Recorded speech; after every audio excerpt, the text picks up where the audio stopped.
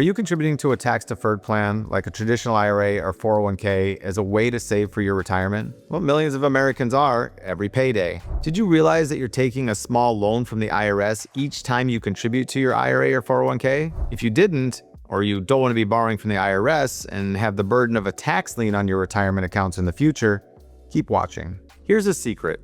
Those tax deductions you take today aren't truly deductions. They're an advance on your retirement savings that you'll repay someday and then some. In short, it's basically a loan you take from the IRS each pay period that you have to repay when you retire, a time in life when you need the most money possible. When you save $100 from your paycheck into a tax-deferred account like an IRA or a traditional 401k plan, you're not really saving a full $100. This is because the $100 is pre-tax money. The IRS instantly has a lien on that $100 for all the taxes you will owe on it one day. Let's take a look at an example. For simplicity, let's say you're in a 20% tax bracket. When you save that $100 in your 401k pre-tax, you reduce your taxes that pay period by $20. Now that's an extra $20 in your pocket for you to spend, and that's great. But what you really did was save $80 of that $100 for your future and take a small loan of $20 from the IRS that you now have to pay back later in life. When you take out the $100 later in life, you will owe back that $20, maybe more. And if your $100 has grown to $200, you'll owe back $40. That's like paying interest on that small $20 loan you originally took. So what should you do?